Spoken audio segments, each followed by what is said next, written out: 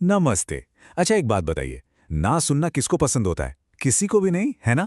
एकदम से लगता है जैसे कोई दरवाजा ही मुंह पर बंद हो गया हो। पर क्या हो, अगर हर ना असल में कोई इनकार हो ही ना, बल्कि हमारे लिए एक छिपा हुआ सुरक्षा कवच हो? चलिए, आज एक छोटी सी पर बहुत गहरी कहानी से इस सवाल का जवाब ढूंढते हैं। और पता है, यही सोच हमारी आज की कहानी की जड़ है। जरा सोचिए इस बारे में। कई बार हम जो मांगते हैं शायद वो हमारे लिए सही होता ही नहीं है, और जब वो नहीं मिलता तो हम निराश हो जाते हैं। लेकिन क्या ऐसा हो सकता है कि ये किसी बड़ी और बेहतर योजना का हिस्सा हो जो हमें उस पल दिखाई ही नहीं दे रही? तो फिर देर किस बात की? चलिए कहानी में चलते हैं। ये कहानी है एक छोटे से चिड़िया के परिवार की, जो अपने बच्चों के लिए एक नए और सुरक्षित आशियाने की तलाश में था। वो उड़ रहे थे एक ऐसी जगह की तलाश में जहां पूरा परिवार, बच्चे सब एकदम सेफ रहें, महफूज रहें। बहुत उम्मीदों के साथ वो उड़ते उड़ते एक विशाल, मजबूत से दिखने वाले पेड़ के पास पहुंचे, जो नदी के ठीक किनारे खड़ा था। उन्हें लगा, वाह, बस मिल गया अपना परफेक्ट घर। लेकिन यही कहानी में पहला मोड़ आता है, जब उनकी उम्मीद का सामना एक ऐसे जवाब से होता है जिसकी उन्होंने कल्पना भी नहीं की थी। चिड़िया ने बहुत उम्मीद से और बड़ी ही विनम्रता से उस विशाल पेड़ से पूछा, हम एक मजबूत पेड़ की तलाश में हैं, जहां हम अपना घोंसला बना सकें। हम चाहते हैं कि हमारा परिवार आपकी छांव में, आपकी शरण में रहे। क्या आप हमें अनुमति देंगे? अब यहां देखिए, फर्क देखिए दोनों में। पहले पेड़ का जवाब कैसा था? एकदम सीधा, रूखा सा, नहीं, जाओ कोई और पेड़ ढूंढो। लेकिन जब वही परिवार दूसरे पेड़ के पास गया तो उसने खुशी खुशी उनका स्वागत किया। जाहिर सी बात है, पहले पेड़ का जवाब सुनकर चिड़िया के पूरे परिवार का दिल टूट गया।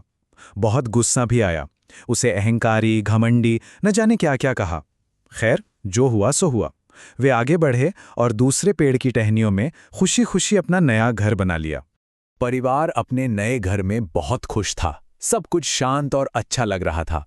लेकिन फिर अचानक मौसम ने करवट ली और कहानी का सबसे नाटकीय, सबसे अहम मोड़ आने ही वाला था। और फिर बारिश शुरू हुई।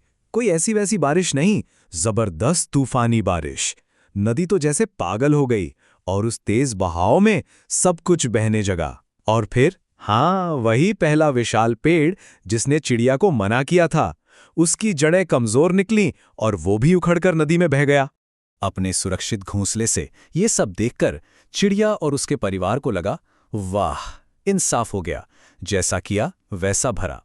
उन्होंने उस बहते हुए पेड़ को ताना भी मारा, ये सोचकर कि देखो, बुरा करने वालों के साथ बुरा ही होता है।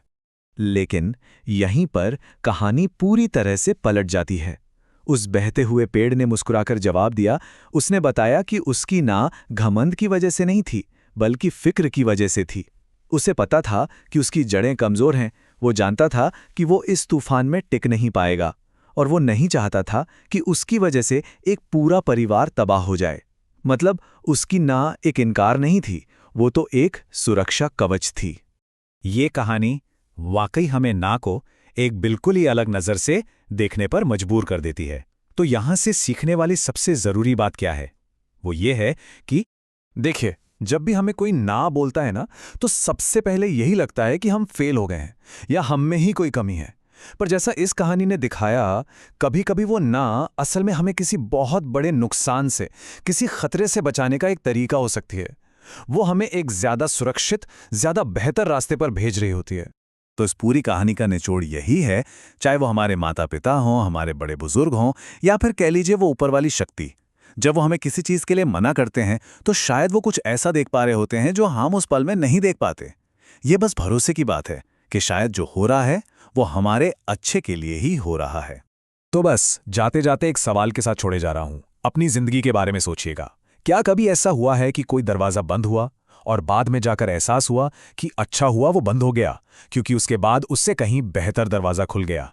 हो सकता है हमारी जिंदगी की सबसे बड़ी ना ही हमारे लिए सबसे कीमती हां साबित हो। सोचिएगा जरूर।